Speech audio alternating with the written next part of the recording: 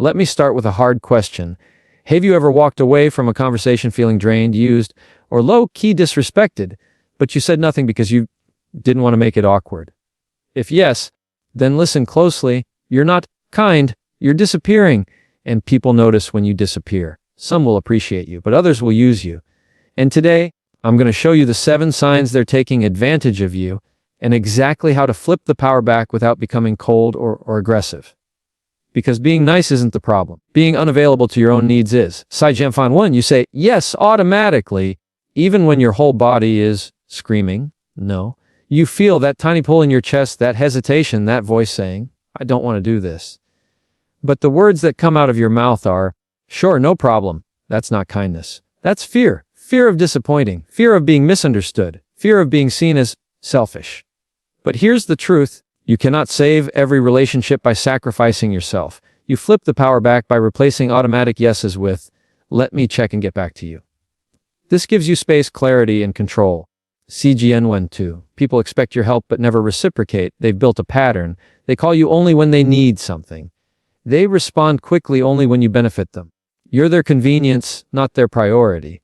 You know what hurts the most? You taught them that. Not on purpose, but by over-delivering and under-expecting.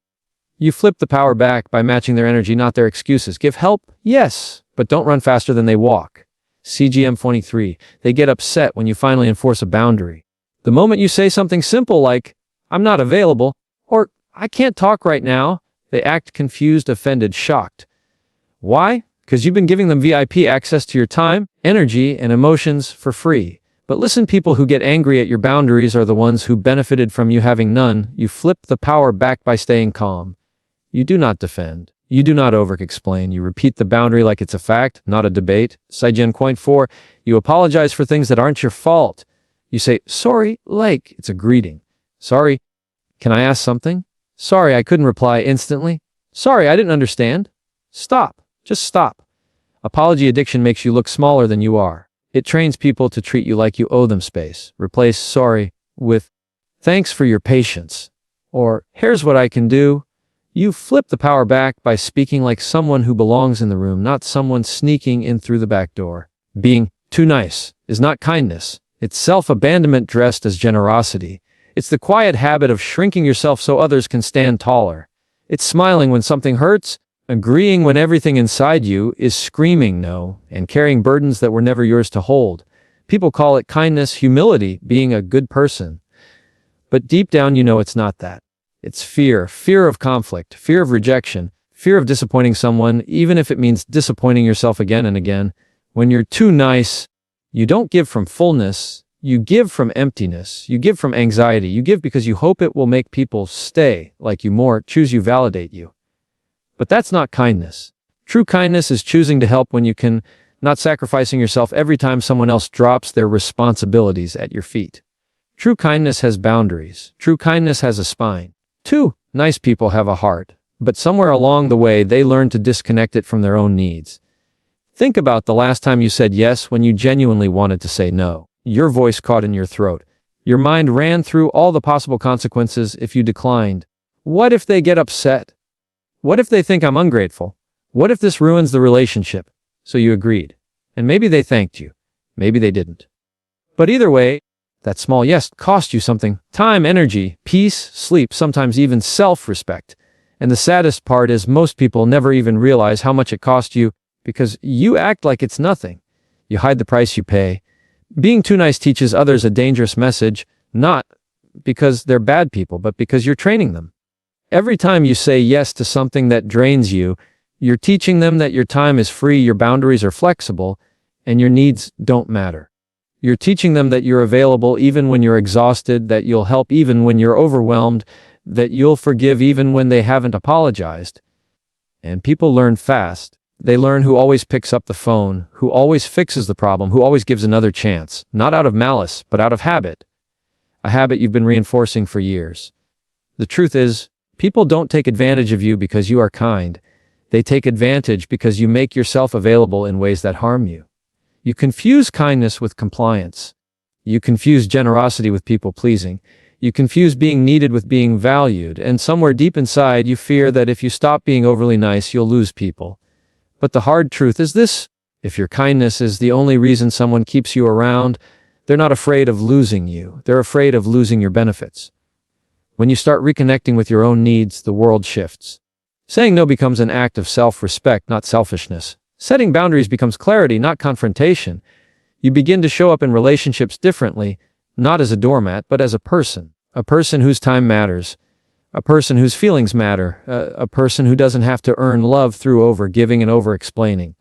And something beautiful happens when you stop being too nice.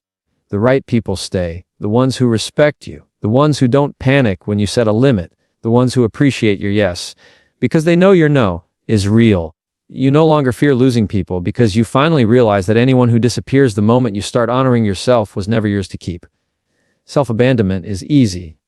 It's familiar, it's praised, it's rewarded. People call you selfless, helpful, dependable. But none of those compliments matter if the cost is your well-being. True kindness doesn't come from breaking yourself down. It comes from building yourself up enough to give without hurting. Being too nice is a wound pretending to be a virtue. Real kindness is strength, the strength to honor yourself first, so whatever you give to others is genuine, intentional, and free from resentment. 5. You explain your boundaries like you're trying to win a court case. When you try to protect your time, you say things like, "I can't come because I'm really tired, and I had a long week, and I'm not feeling well," and "No." Boundary doesn't mean biography. A boundary is one sentence, short, neutral, simple. "I'm not available. I won't be joining." I can't help with that. That's how you flip the power back without sounding rude. 6. You attract emotionally heavy people who dump their problems on you. Suddenly, you're everyone's therapist, everyone's fixer, everyone's emotional punching bag. But nobody asks, "How are you doing?" If your relationships feel one-sided, they probably are. People choose you because you make it easy, too easy to unload. You flip the power back by saying, "I care about you, but I can't take this on right now." This reminds them you're a person, not a sponge. 7. You stay silent to keep the peace, even when someone crosses a line. You swallow the comment, you avoid the confrontation, you pretend it didn't bother you. But here's the truth: silence doesn't keep the peace, it keeps the pattern. Your quietness becomes their permission. You flip the power back by calling out the moment without aggression. "Hey, that didn't sit right with me," or "I'm not okay with that joke." This is how you teach people what treatment you accept. The flip, how to take your power back without becoming hard or cold. You don't need to yell. You don't need to fight. You don't need to transform into someone unrecognizable. You just need to do 3 things. Heavy check mark, protect your energy. Heavy check mark, enforce your boundaries. Heavy check mark, speak the truth without fear. People might call you changed, but the truth is, you're finally becoming the version of yourself you should have been all along. Kind, but not controlled. Helpful, but not used. Nice, but not naive. You're not losing your kindness. You're losing the people who exploited it. And that is the most powerful glow-up of your life. People don't take advantage randomly. They test what you allow. Every relationship you have, whether it's with a friend, a coworker, a partner, even family, operates on an unspoken agreement. People watch your behavior far more than they listen to your words. They observe how you respond to interruptions, disrespect, small favors, big responsibilities, apologies, and excuses. They don't always do it consciously, but they test your boundaries the same way people test water temperature, gently at first, then deeper, then fully stepping in if the water doesn't push back. Human behavior adapts to what feels permitted. When someone interrupts you while you're speaking and you let it slide, they learn something. When someone talks over you and you smile politely, they learn something. When someone makes a mistake that affects you and you clean up the mess quietly, they learn something. They learn that you don't resist. They learn that you don't protect your time or voice. They learn that you are a safe place, not for honesty or respect, but for convenience. It never starts big.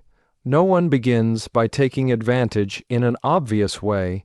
It begins with small tests. The friend who always forgets their wallet and you pay without saying a word. The coworker who asks for just a quick favor that turns into an hour of your time. The family member who invalidates you with a joke and you laugh it off. The partner who says something hurtful and you swallow the sting because you don't want to start a conflict.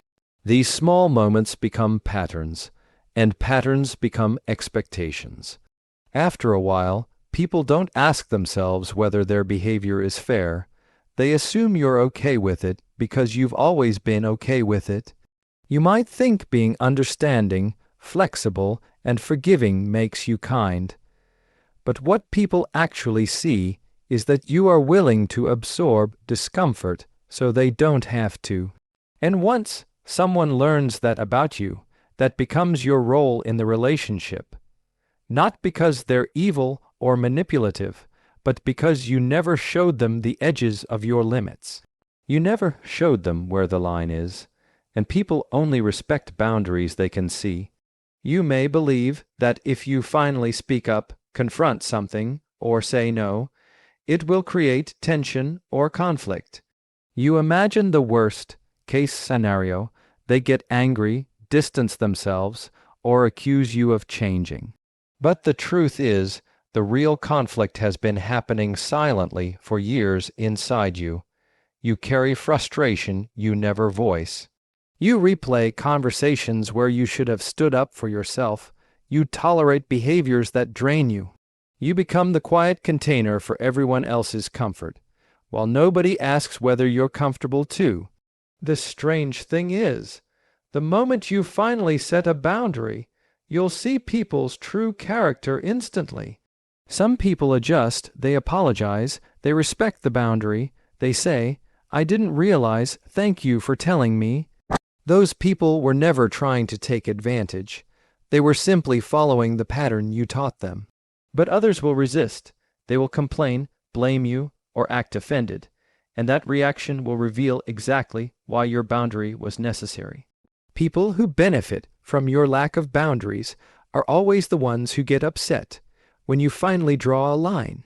Every time you allow something that hurts you, you reinforce a script. My comfort is negotiable. My needs are secondary. My silence is approval. People don't know they're crossing a line when you never show them where it is. And you can't blame people for patterns you participated in, not because you're weak, but because you were trying to maintain peace at the cost of your own peace. But peace built on self. Neglect is not peace, it's quiet chaos. The moment you understand this, something shifts inside you. You realize you're not powerless. You've been powerful the entire time, just misusing that power against yourself. Boundaries don't push people away. They filter the right people in. They protect your energy instead of letting others drain it. They teach people how to treat you, not through speeches, but through consistent behavior. People will always test the edges of what's comfortable for them. It's human nature. The question is whether you keep shrinking your space to make room for others, or you finally claim the space that is already yours. Once you stop allowing behavior that disrespects you, people stop testing, not because they fear you, but because they recognize you respect yourself. And when you respect yourself, the rest of the world recalibrates accordingly. Your boundaries teach people how to treat you every single time. Not your intentions, not your kindness, not your hopes, not your explanations, your boundaries. The limits you set, the lines you hold, the behavior you refuse to accept, and the behavior you reinforce by allowing it. People learn you through your actions, not your words. You can say you value respect, but if you tolerate disrespect, people understand that you don't mean what you say. You can say your time matters, but if you drop everything the moment someone needs you, they learn that your time is negotiable. Every day you communicate your worth to people, not through speeches, but through the standards you enforce. Boundaries are not about controlling others. They're about controlling access to you. They tell the world how close someone can get, how much influence they can have, how deeply they can affect your peace. Without boundaries, You leave the door wide open for anyone to walk in and do whatever they want with your energy. And the truth is, people will take as much as you allow, not because they're terrible, but because human